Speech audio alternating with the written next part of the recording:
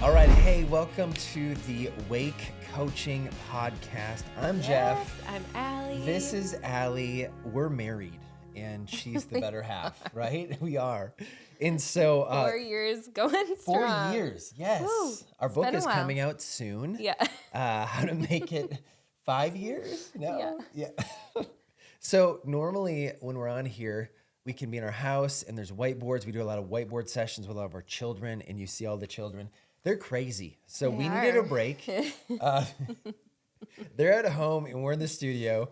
But one thing we thought about talking about today was just what it's like to be in a blended family. And we have a unique story Yeah, but that topic comes up pretty often all the time. when we're meeting people, and so often people are like, you should talk about that because I'm in the same situation. I feel like there's very few resources for blended families, or at least like people don't really talk about it, like maybe very honestly. Yeah. But it's such a challenging, also beautiful and rewarding process, of course. But there's and there's a also- ton of challenges in it. Brutal. Like beautiful and brutal. And Like- so it just helps. It helps to know, like, you're not alone in that. Like, Yeah. we're all kind of going through it. And blended families are so common these days. So common. Like Yeah. literally like 50+% of marriages generally end in divorce, meaning that they're probably going to people are going to get remarried, right? And the family's going to be blended, and so many kids are growing up in blended homes. So blending is it's a huge, huge thing today. And so we wanted to take some time to share our story. Yeah. Now, like Allie said, we're 4 years into this, so we're by no means experts. Nope. But we thought we'd just share like our unique perspective on it. Because I think the one thing about blended families, you're like, oh, well, they're a blended family. Almost like a one size fits all, or like their story is, like, well, all blended families are the same. And we just know that's not the case. Nope.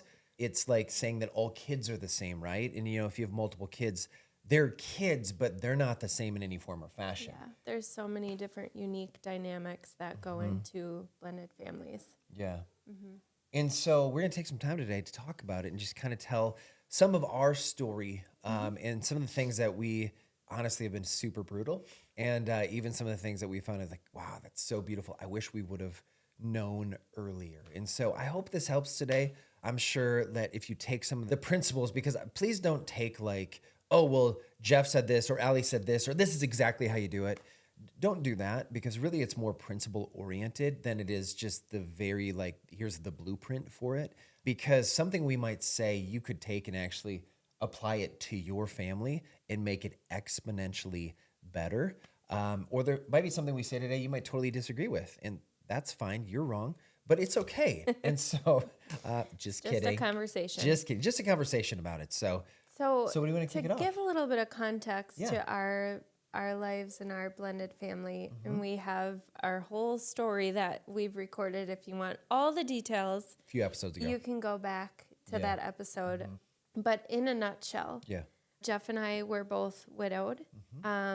My husband passed away in 2018. So at this point, how many years Almost is 7 that? years. Almost 7 years ago. Yeah. With him, it was completely unexpected. His heart just suddenly stopped. And we had 2 little boys, Elijah and Amos, both of which have been adopted. Elijah was 2.5 and Amos was 9 months old when Ty passed away. So, yeah, go ahead. So my story, my wife Tiffany, we battled cancer for 3 years, and she passed away in the summer of 2019. So coming up on 6 years. And so that was, and we had 5 children together. And at the time, Jack, he was 14. And Bo who's 10 now, he would have been 4.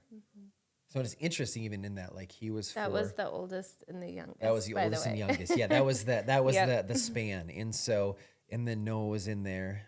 He was 12. Sally was 10. Finn was 7 when Tiffany passed and turned 8, like 10 days later. That was a really tough birthday for him. Yeah. So I'm a single father of 5. I meet Allie, single mother of 2. All of a sudden, I was like, she's hot. That's literally what I thought. And this is what she thought. She's like, wow, he's really bold because this is, she was like that. He's really bold. Like that's just, we're talking about blending, but I think we need to put a pin in that and talk about like you being baldness. Moving on. What do you mean moving on? We got married November of 2020. That was a wild year. Oh my gosh. We should talk about that sometime. No, we did. That's all Did in we? the episode. It's all there. Having You can go PTSD. back. Our marriage, the wedding was postponed like 7 times because of whatever. But because of COVID, And then I guess at the time. ultimately canceled because Then we ultimately got canceled. COVID. Then we got married in a barn, right? Yeah. Which was awesome. Barns Yeah, are cool. it was good. It was good. It was awesome. Yeah, we got married pretty quickly. We officially had our first date in September. I remember stuff like this. September 18th. 18th. Yeah. Yeah, we might sound crazy. We almost dated for 2 months before we got married. But we couldn't last that long. We're like, no. It's okay if you think we're crazy. It's I'm looking good. back, it I'm kind good. of feels that way. Or I mean, it's sounds- worked out. Yeah, it's we're only worked out. crazy if it didn't work out. Yes. It's worked out. It was good. We went at it very purposefully when we Mm-hmm. were dating. We weren't really messing around. There was a lot of little lives involved. We were just at a point where dating wasn't like for fun, but we both really knew that Mm-hmm. we wanted to be married again. That's interesting because you just said something I just want to expound on for a minute. Like, before you ever get to the blending piece, like, you're a single mother with 2. I'm a single father of 5. We're in the dating space. Maybe you find yourself there. Yep. And the way that we went at dating, it wasn't like Allie mentioned, it wasn't like, oh, we're dating for fun. Like, when you have like full-time lives and a like bus load of kids, like dating for fun, it's just different. Like there has to be a level of purpose and intentionality to it. And I remember even for us, I was like, I told you, I'm like, I am coming at you chest wide open, vulnerable. Like, Yeah. I'm going to tell you everything, like this is who I am. Yep. And it was one of those things where it was like, okay, you could be like, whoa, but what if it didn't work out? Okay, well, we could have spent 2 years trying to figure that out and then it not worked out. But like the level of the intimacy that we achieved that quickly was directly proportional to the level of our vulnerability, right? And so that's why people are like 2 months. Well, we went at it. We're like, this is very intentional. This is who I am. This is who you are. So, and also I was in my early 40s. You were in your early 30s. And we just knew ourselves better. So I think that was huge. Yeah. So that's the setup. That's kind of context. So I had 5. Allie had 2. There's a little overlap. Allie's oldest at the time, Lige, is 7 weeks older than my youngest, Bo. So there's a little bit of overlap there. So we truly have this like overlap of the family, which is beautiful and wonderful. And so, what's the first blending topic we want to talk about? Well, I don't think we prepared for this one, but in my mind, I'm now realizing, like, foundational topic is Yeah. how did we prepare the kids for blending? Oh my Like, gosh. especially when we met Yeah. and got married so quickly. Yeah. Like, we didn't want it to feel like just kind of like whiplash for them, where it was like, oh my gosh, like all these changes so quickly. I think we didn't want them to feel whiplash 100%, Mm-hmm. but also we didn't want them to think they had a vote in it, Yeah. right? Because votes Right, can like, be do you vetoed. like and we're this like, new daddy? what do you think? Do you want him as your new daddy? Yeah. Do you want her as your new mommy? Like, those are all the things that we're like, not interested in. So we didn't want the kids to feel like they Oh, yeah. were like part of the selection process necessarily. Wasn't like the dating game and the kids were like the judges, right? No, actually, like in the beginning, you were kind of concealing a little bit the fact that you were dating. However, you had talked about like the idea of you dating and being remarried. Like you were preparing their hearts and minds for that, right? You want to talk about that a I little will, bit? yeah. Even part of that was like, there's a really long process. We'll go into this another time, but probably it had been like 11 months, 12 months, 13 months after my wife Tiffany had passed. But a few months before you and I reached out, it was 14 months. Probably 9 months after Tiffany passed, Bo, my 4-year-old at the time, it was really interesting because it was me and him and Noah. We're in the kitchen and Bo, who's the youngest, says, "Hey, Dad, when are you going to get us a new mom?" Like, this is literally what he said. I was like, and I looked at Noah and Noah was like, like this. I was like, Bo, that is a great question. And we are just about to jump in the car and go for a 3 hour drive to the cabin. And I said, you know what, Bo? I said, let's talk about that on the drive. And so we all jumped in the truck and we're heading up. And everyone was like, hey guys, Bo asked a great question. He's wondering when you guys are going to get a new mom. And like from that standpoint, like I like Jack is 14 is like, I don't need a new mom. I'm good. I have a mom. And so I had to like, from that standpoint, I was like, okay, obviously not a new mom, but like, you know, dad's going to get remarried. How do you guys feel about that? And it was interesting because they're like, do we have to call her mom? I'm like, no, like you can call her like her first name or like mom, or if there's a nickname, like that's totally fine. Like you can call her that. That's totally fine. Just obviously you have to be respectful. And so there was that. And then it was funny because Finn, who was 8 at the time, he's like, Dad, I'd never even thought of you getting remarried till just this minute. It was really funny. And then, but Finn asked a really insightful question. It was cool because I gave the kids time and space. Anything they said, anything they asked, everything was on the table. Please feel free to ask whatever. Because I really truly think that transparency created trust. But Finn asked the question, he said, hey, Dad, he goes, when there's a time that I really miss mom, do you think I can go up and give her a hug, like give your next wife a hug, and she'll be okay with that, knowing that like I'm missing mom? And I said, Finn, I said, absolutely. And I said, honestly, if she's not willing to do that, realistically, I wouldn't want her to be my next wife, and I won't want her to be in your life in that way. And so it was just a really cool and healing moment in conversation to have with the kids, just in preparation, because this was all Yeah. preparation for what was coming.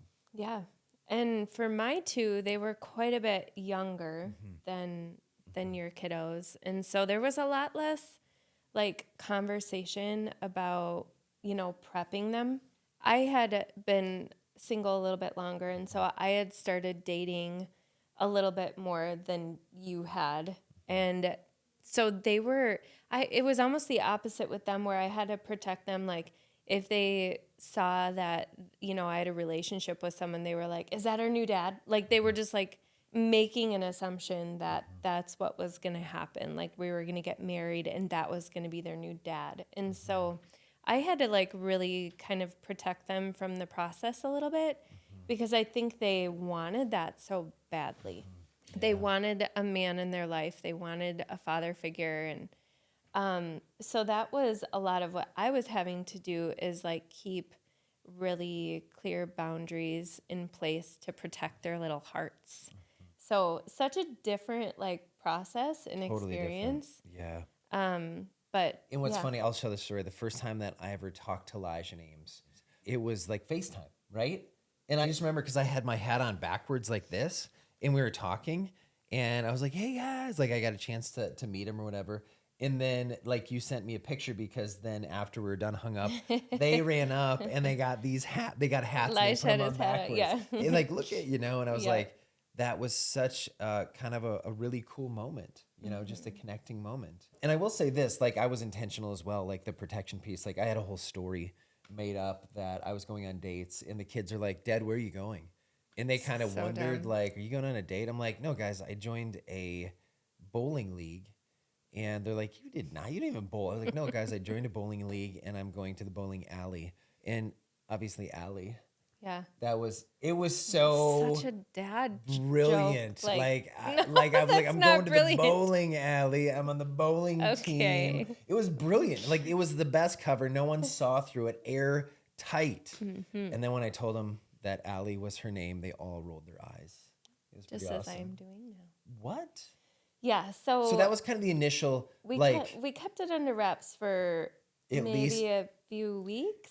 We really worked hard, like in those couple weeks, to have discussions that we feel like we're really vetting. Like, is this gonna work? Like, are there any major red flags or make it or break it, like conversations that we need to have? And so we really had a lot of those by that time.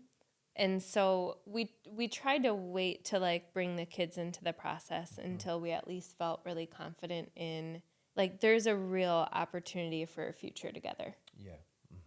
Well, I think for both of us, we're in a space where you talked about the protector piece. Like for you, you know, I know for you, even a conversation we had, it was like our texts crossed each other, but you were very focused on like the Yeah. boys, Lige and Ames. Well, it was just so important to me to not date somebody who wanted to be with me and just would accept the boys as a price they had to pay for being with me. For the prize. I wanted somebody who is going to really like, whether or not they called him dad, assume that role in their life because they were so young. I can understand families who blend much later in life and when the kids are much older and maybe the new spouse doesn't really assume like a parent role, but the boys were so young that was really important to me that whoever I married genuinely could love them as their own children and wanted to be a father to them. Not just like, okay, I'll do this, I'll accept this, but there would be a desire there. And so we were having that conversation over text, which is not a text conversation whatsoever. I don't even know why or what. I felt like I But needed to send something. You did. It crossed in the mail. Picked I up the phone, expressed or that email. to Jeff over a text Text, not email. and sent that, and like he sent a message to me literally at the same time because it came like Bing, bing. literally a second Yeah, later yeah. after and his message was saying something to the effect of like, I really feel like God has put it on my heart to have like 2 more sons. Like I already have these 5 kids, but I'm so excited to have 2 more.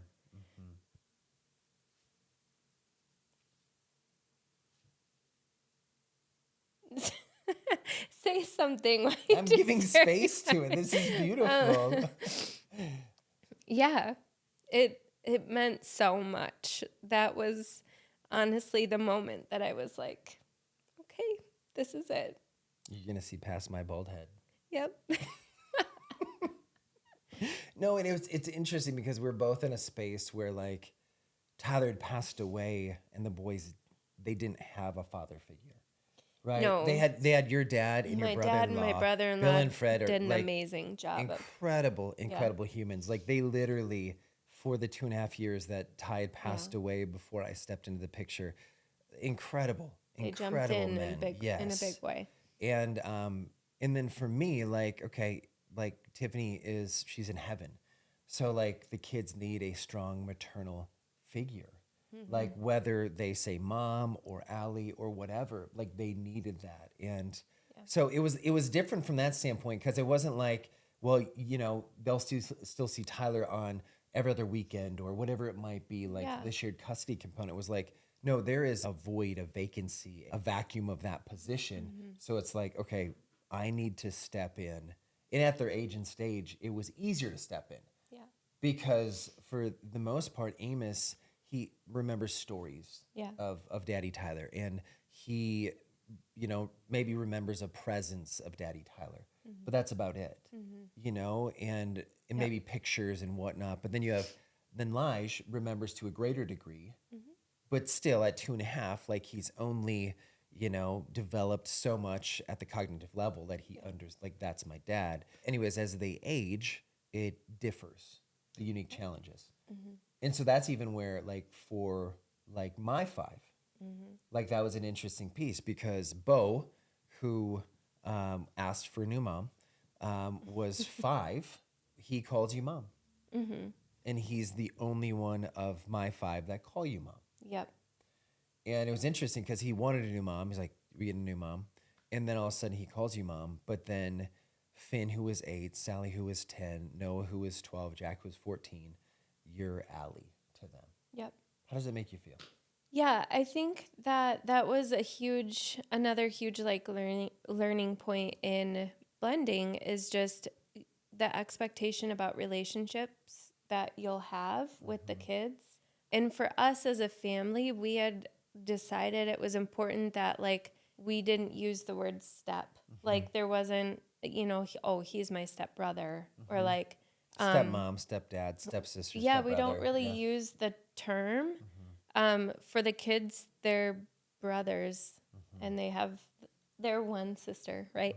But they're siblings, and they don't refer to each other as siblings. And that was an agreement we all made because It was intentional. everybody wanted to feel a wholeness of family.